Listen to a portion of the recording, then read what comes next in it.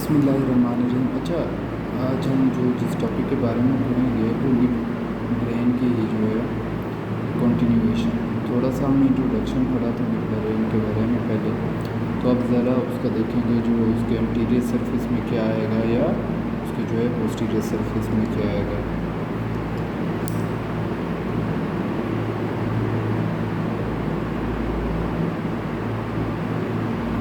देखें, अगर mid brain को आप एंटीरियर सरफेस से देखेंगे, सामने से देखेंगे,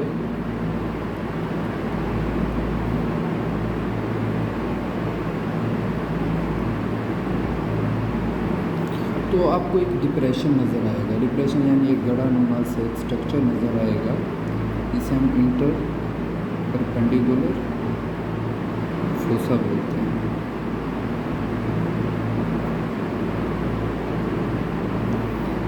अब क्या हुआ, इंटर परपेंडिकुलर फोसा क्या है कि जब आप मिड ब्रेन के जो एंटीरियर सरफेस से देखेंगे, मिड ब्रेन का जो है सामने वाले सरफेस से जो है आपको उसको फिर जो है एक छोटा सा गड़ा नुमा एक स्ट्रक्चर नज़र आएगा, जिसे हम इंटर परपेंडिकुलर फोसा कहते हैं। अच्छा, एक बात तो ये हो गई। दूसरी बात, अगर आप देखें कि ये जो इंटर परपेंडिकुलर फोसा है, इसका जो फ्लोर है, यानी इसी इंटर परपेंडिकुलर फोसा का जो फ्लोर है, उसके अंदर बहुत सारी जो है ब्लड वेसल्स वगैरह आती हैं। तो इसके फ्लोर को हम क्या कह देते हैं, पोस्टीरियर परफोरेटेड सब्सटेंस।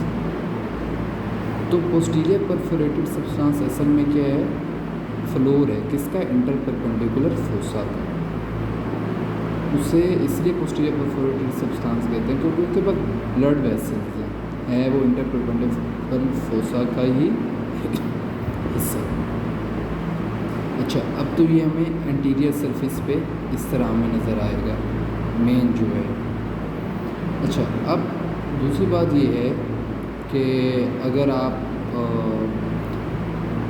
देखेंगे पोस्टीरियर सरफेस पर, ये तो हमने एंटीरियर सरफेस की बात की, अब आ जाते हैं हम पोस्टीरियर सरफेस।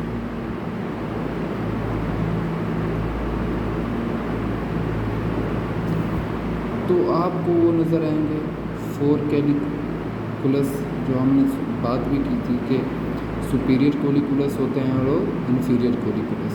तो आपको वहाँ पे क्या नज़र आएंगे, कोलिकुलस। अब ये ऐसे है कि जैसे बॉल लाइक स्ट्रक्चर होते हैं, ये पीछे मिड ब्रेन के आपको पीछे नज़र आएंगे।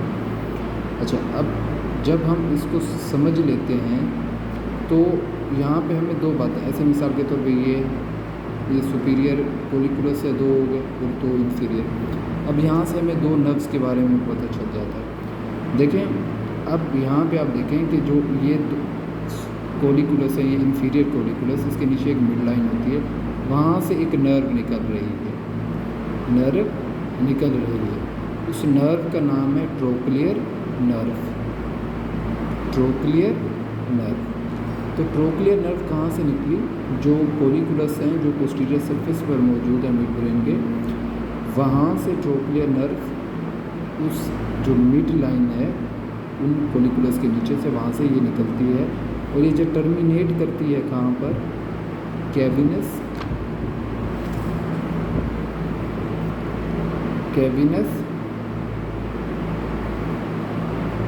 साइनस के अंदर। अच्छा, अभी ये चीज़ें हो गई। तो अभी हमने कहा कि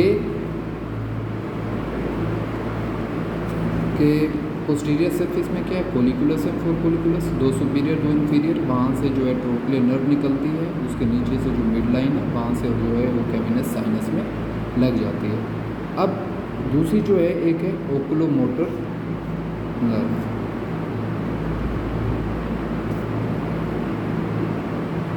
अच्छा, अब यहाँ आप ज़रा पीछे याद करें कि हमारे पास हमें कहा था कि मिड ब्रेन का एक हिस्सा होता है जो सेरिब्रल पेडंकल, उसके अंदर जो एक हिस्सा होता है वो क्योंकि चार चीज़ों से बना हुआ, तो उनमें से एक हमने क्रस सेरिब्राई पढ़ा था, क्रस सेरिब्राई। अब हम ये कहते हैं कि क्रस सेरिब्राई के साथ ही एक मतलब उसकी जो है मीडियल साइड पर क्या होता है, ग्रूव होता है। तो जो क्रस सेरिब्राई है उसकी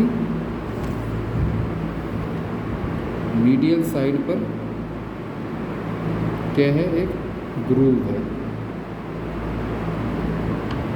तो वहाँ से क्या निकल रहा है, ये ओकुलोमोटर नर्व, और ये कहाँ पे जाके टर्मिनेट कर रही है, कैविनस साइनस के अंदर। तो ये चीज़ें हैं कि जो हमें पता होनी चाहिए। अभी हम ज़रा इसको फिर से देखें। हमने कहा कि जो मिड ब्रेन है उसको जो एंटीरियर सरफेस है, सामने वाला सरफेस है, वहाँ पे गड़ानुमा यानी एक जिसे हम इंटरपरपेंडिकुलर फोसा कहते हैं, एक डिप्रेशन है। अच्छा, उसी इंटरपरपेंडिकुलर फोसा का जो फ्लोर है उधर क्या होते हैं, बहुत सारी ब्लड वेसल्स होती हैं। क्योंकि वहाँ पे बहुत सारी ब्लड वेसल्स होती हैं तो हम उसे पोस्टीरियर परफोरेटेड सब्सटेंस नाम दे देते हैं। अच्छा, फिर हम आ जाते हैं पोस्टीरियर सरफेस पे कि पीछे क्या हमें नज़र आएगा, देखिए कोलिकुलस नज़र आएगा। हमने पहली बात की उधर है जो कोलिकुलस के जो इंफीरियर कोलिकुलस है, वहाँ उसके नीचे जो मिड लाइन है वहाँ से ट्रोक्लियर नर्व निकलती है और वो जाके कैविनस साइनस के जो है लेटरल पार्ट है वहाँ पे जा टर्मिनेट कर जाती है। और इसी तरह जो ओकुलोमोटर नर्व है वो कैरस सेरिब्राई यानी जो मिड ब्रेन का एक हिस्सा है वहाँ से निकलती है उसके मीडियल साइड पे, उसके जो उस क्रस सेरिब्राई के मीडियल साइड पे ग्रूव है वहाँ से निकलती है और कैविनस साइनस में जो टर्मिनेट कर जाती है। ये जो कोई चीज़ें हैं तो आसान है, बस ये याद रखने। Thank you.